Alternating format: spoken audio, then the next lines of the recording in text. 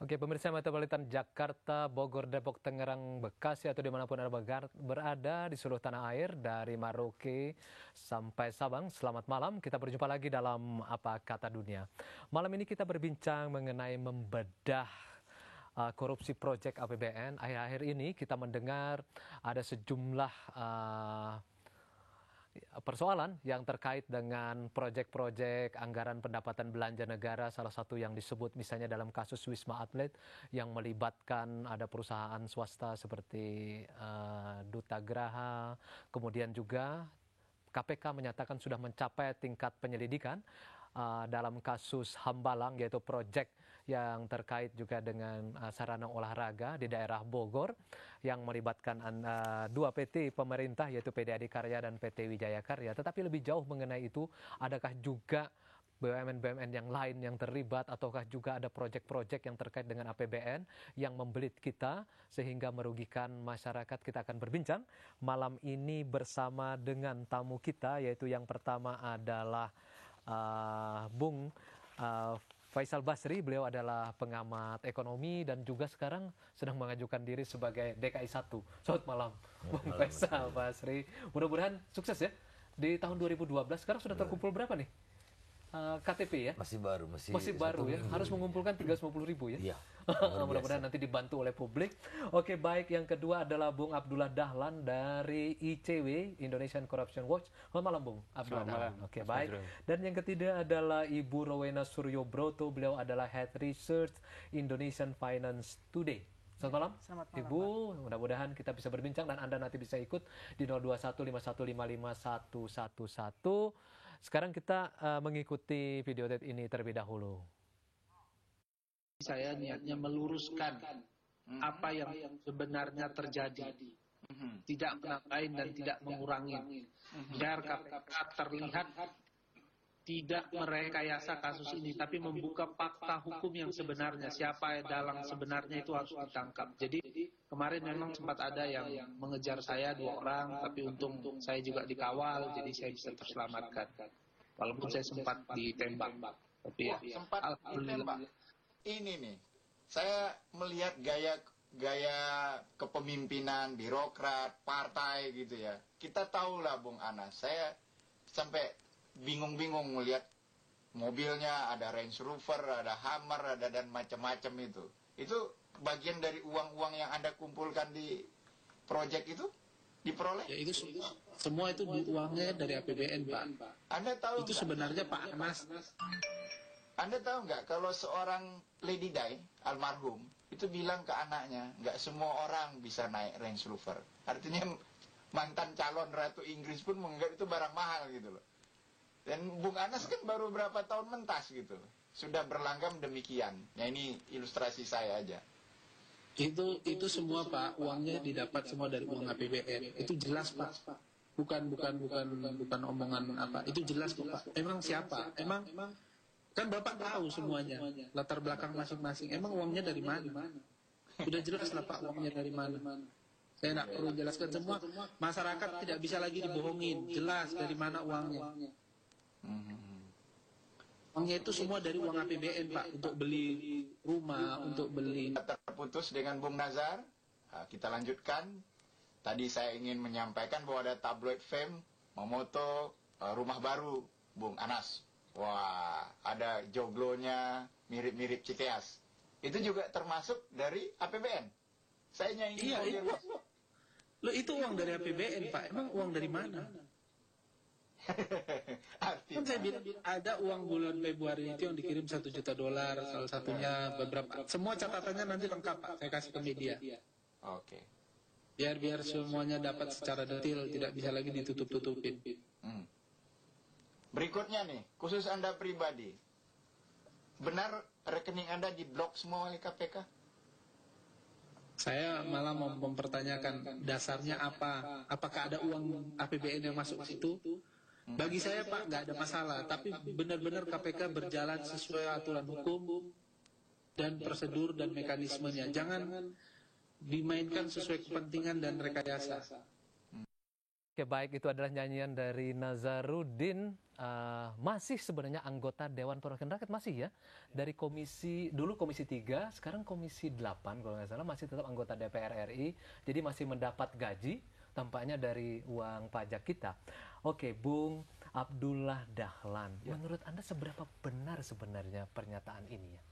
Bahwa ada proyek-proyek yang didapatkan oleh elit-elit dari partai tertentu, berasal dari proyek APBN. Seberapa benar ini disampaikan? Ya, dari beberapa kasus yang muncul yang ditangani oleh KPK, misal kasus pembangunan Wisma Atlet yang melibatkan Sesmenpora, Wafid Muharram, dan kesaksian dari Al Idris juga dalam kesaksian itu menyebutkan juga ada aliran dana yang mengalir, satu ke politisi, kedua juga ada yang mengalir kepada untuk jatah partai politik. Dan ada juga yang mengalir kepada birokrasi. Nah, ini menunjukkan memang ada gurita ketika untuk mendapatkan jatah proyek pemerintah yang diperoleh pihak ketiga. Jadi, dan konstruksi kasus Sesmenpora kan tergambar penuh bagaimana dari mulai desain perencanaan itu sudah direncanakan untuk didesain korup. Mulai dari pemenangnya itu pasti. Mulai direncanakan perencanaannya dulu, perencanaan kebutuhan anggarannya harus berapa miliar yang dibutuhkan. Ini yang diminta di awal. Kemudian desain itu nanti akan dibahas di komisi mana, siapa yang menggolkan di komisi itu nanti. Kemudian siapa pemenang dari proyek itu dan bagaimana proses bagi hasilnya. Nah, ini kan menggambarkan kasus Sesmenpora pembangunan Wisma Atlet, mengkonstruksikan dengan nyata bahwa proyek kebijakan APBN implementasi dalam kebijakan infrastruktur nanti sangat rentan dan bahkan dianggap biasa. Ini berlaku umum, Bu. Ini kan berarti ada proyek misalnya kayak Wisma Atlet, ada Hambalang, pasti ada yang lain. Ini dalam penelitian ICW berlaku umum. Ya, ini yang pertama karena memang hampir banyak terjadi. Kasusnya bukan hanya pada periode sekarang. Catatan kita pada periode DPR yang sebelumnya juga terjadi. Kasus Bulian Royan yang melibatkan dari Bintang Reformasi, kasus Abdul Hadi Jamal yang kemudian dari Partai Amanat Nasional Indonesia Timur, ya, pembangunan dermaga untuk wilayah Indonesia bagian timur juga tidak terlepas dari praktek mafia anggaran semacam ini. Dan yang kita lihat memang kenapa juga kondisi semacam itu terjadi. Ada kewenangan yang sangat besar, dimiliki oleh DPR, dalam menentukan dimensi kebijakan-kebijakan diskresi yang sangat detail dalam hal penganggaran. Nah, ini yang memberikan peluang juga cukup besar. Sampai titik itu dulu, saya mau melanjutkan ini kepada Ibu Rowena ini. Ibu Rowena, saya tadi lihat-lihat ini dari Kompas 100 ya. Saya lihat kalau dalam kasus Hambalang ini yang terlibat adalah Adikarya, kemudian Wijaya Karya, masuk dalam Kompas 100 ini. Nah, ini setelah mereka disebutkan oleh KPK minggu lalu akan menghadapi penyelidikan, apa yang terjadi sebenarnya dengan para investor maupun juga posisi dari kedua BUMN? Ini kan BUMN ya, milik pemerintah itu. Apa yang terjadi sebenarnya? Yang pasti sih saham-sahamnya mereka pasti akan tertekan ya kalau kita melihat dari sisi pasar modal apa ya. Investor juga kan pengen tahu sebenarnya ini kasus ini sampai seberapa jauh sih akan selesai, seberapa jauh KPK kemudian akan menyelesaikan kasus ini. Sebenarnya Wika dan Adi ini terlibatnya seperti apa, istilahnya gini Pak, kalau harus bayar denda ya bayar denda, kalau harus istilahnya ada yang masuk penjara ya masuk penjara, tapi paling tidak perusahaannya ini apa yang akan terjadi gitu, apakah dia bisa lanjut terus, apakah kemudian dia harus stop, karena ketidakpastian di dalam kasus ini kemudian akan bikin manajemen Wika sama Adi juga ragu-ragu kan Pak untuk masuk ke proyek-proyek berikutnya. Bung Faisal, ini ada beberapa catatan. Asian Development Bank menyebutkan inefisiensi dan pembangunan infrastruktur Indonesia mencapai 30%. World Bank menyatakan kebocoran dan pembangunan infrastruktur khususnya jalan sebesar 40%.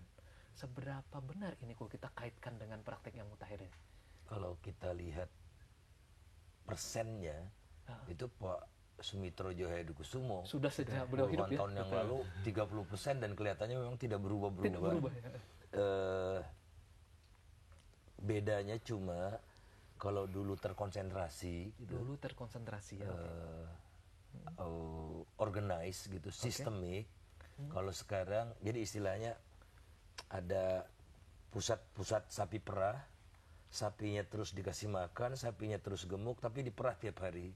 Oke. Nah kalau sekarang yang merah rame-rame sampai yang keluar darah, itu karena sistem politiknya kan berubah kan, ya, betul, dari otoritarianisme menjadi multipartai, kemudian di koalisi ada berapa partai, kemudian mereka punya tadi kemampuan penetrasi yang tinggi sekali di anggaran yang menurut saya melampaui batas. Mereka sampai merocoki nih anggota DPR ini sampai ke level project gitu. Jadi istilahnya kewenangan anggota DPR yang terlalu detail terhadap proyek ini masalah. Sampai project per project gitu. Kan itu kan pelaksanaan anggaran kan. Iya betul. Project per project. Nah kalau DPR itu concern ada masalah di project, kan dia punya tangan yang namanya BPK.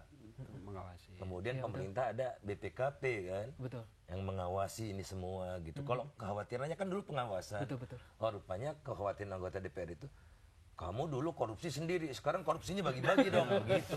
Korupsi berjamaah ya. Jadi persentasenya tidak jauh beda, Betul, 30-40% begitu. Dan Anda bisa bayangkan Mas Fajrul, kualitas jalan yang dibangun makin buruk. Makin buruk ya, betul. Yang keleleran kemana-mana sedemikian banyak gitu ya. Dan akhirnya sangat merugikan perekonomian gitu. Jadi munculnya orang seperti Nazarudin ini hanya satu dari sekian saja iya. ya. Oke, nanti kita akan lanjutkan setelah jeda berikut ini. Dan Anda jangan kemana-mana, tetap ikut di 021515551111.